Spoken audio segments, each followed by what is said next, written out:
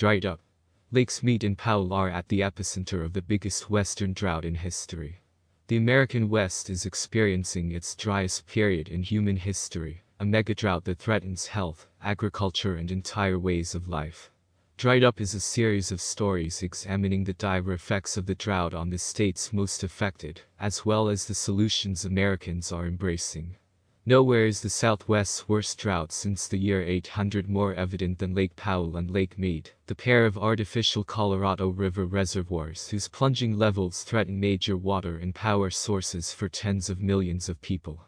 Already, the region is being forced to adapt to the sweeping effects of climate change, and the lakes and their surrounding area are nearing an environmental point of no return. The retreating waters have revealed everything from World War II era boats to multiple sets of human remains, including one in a barrel, a morbid reminder of Las Vegas's history of organized crime.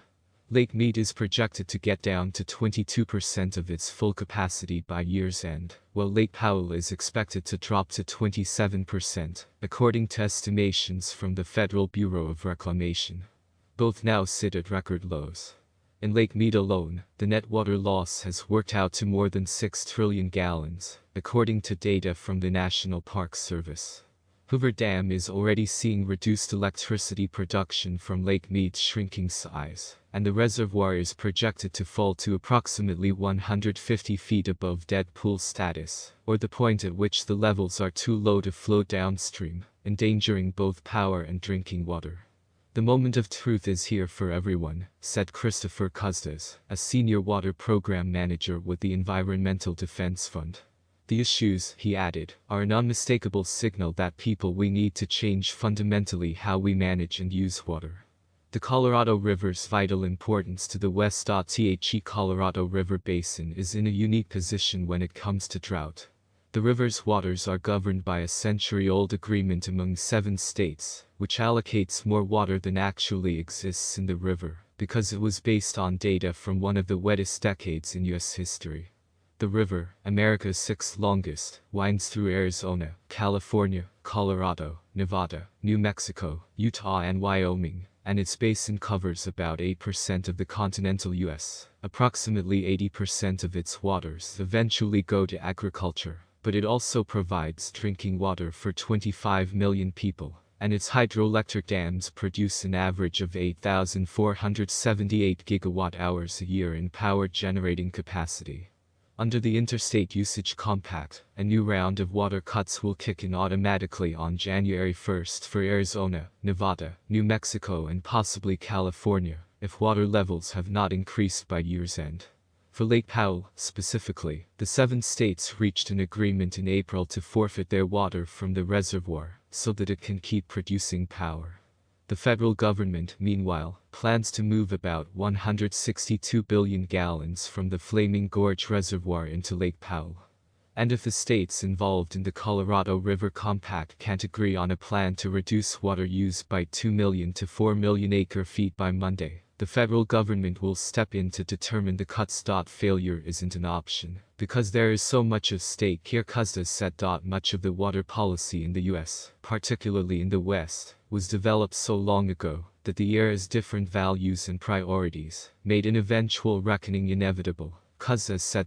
We were already trending on this trajectory, but climate change is happening maybe 20 or 30 years sooner than it otherwise would have, he said. For residents, difficult choices may lie.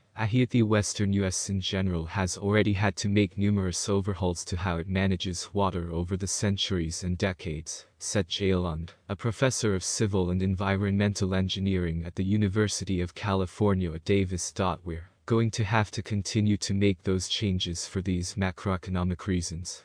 But we're also going to have to make these changes because of this sort of macroclimatic change that we're seeing with the climate warming, Lund said.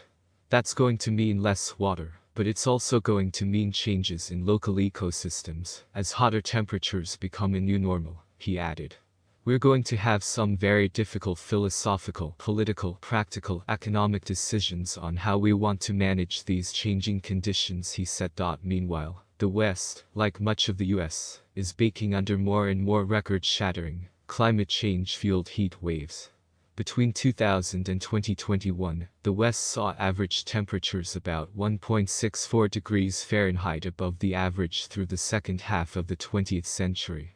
A study published in the journal Nature Climate Change indicates the drought, which could persist until 2030, has been made approximately 40% worse by the effects of the warming planet. Robert Glennon, a law and public policy professor at the University of Arizona, emphasized the importance of local solutions. We have tools in our toolkit capable of changing the direction that we've been moving, Glennon said. Active conservation measures, he told The Hill, remain the fruit that's easiest to pick. He pointed to water conservation steps already taken by major western and southwestern cities including Phoenix, San Diego and Los Angeles. Those cities, he said, have managed to get their water use below that of the 1980s, despite major population growth. To some extent, however, Glennon said, meaningful conservation will also require a cultural shift around how Americans, those in the West particularly, think about water needs. I think we can back up and ask ourselves, why on earth are we watering our lawns in the desert? He said. I often get the question, can we fix it? And the answer is, absolutely yes, said Jonathan Deason, director of the Environmental and Energy Management program at George Washington University's School of Engineering and Applied Science. We caused it, and so humans can fix it. We will fix it. But how much pain will we go through before we do? Boaters cruise in front of mineral-stained rocks in the narrows upstream of the Hoover Dam on July 28, in the Lake Mead National Recreation Area, Nevada. The drought has left a white bathtub ring of mineral deposits left by higher water levels on the rocks around the lake. State and local policymakers have pressed for active changes to address the drought as well. In a June hearing of the Senate Energy and Natural Resources Committee, John J. Entsminger, general manager of the Southern Nevada Water Authority, called on Congress to make massive investments in agricultural efficiencies. And Maurice Hall, Vice President of Climate Resilient Water Systems for the Environmental Defense Fund, said the Bureau of Reclamation should have wide latitude to develop groundwater policies with states beyond the Colorado River. Water crises lurk beneath the surface. Some of the challenges facing Lakes Mead and Powell are specific to the Colorado River Basin, due to the interstate agreement. But as unprecedented heat slams broad swathes of the country, the basin may be a preview of what it looks like for America to pivot to an adaptational approach to heat and drought. The Colorado River is getting the most attention recently, but the Central Valley in California has hideously overpumped its groundwater, Glennon said. The ground levels there have dropped by 30 to 40 feet. The whole surface of the earth has dropped in response to excessive groundwater depletion. Separately, he noted, the Ogallala Aquifer, which underlies much of the Great Plains states and parts of Texas, is projected to be 70% depleted over the next few decades, and the Supreme Court last year had to intervene in a water dispute between the states of Florida and Georgia, ruling against the Sunshine State's claim that water overconsumption by Georgia is depleting Florida's oyster fisheries. The Lake Mead and Lake Powell crises are also coming at a major moment for federal climate policy. The White House, after nearly 2 years, appears poised to secure major climate legislation, which has cleared the Senate and is set for a vote in the Democratic-controlled House on Friday. But if, as expected, Democrats lose their majority in one or both chambers in November's midterm elections, much of the further work on climate reform will likely be limited to the state level. But Glennon says in many ways, that's already the case. Even if you had a vast grand climate change mitigation policy at the federal level, you would still have to have tremendous amounts of state and federal activities in terms of climate change adaptation, because there's just very little likelihood that mitigation alone gets rid of the need for local adaptation, he said.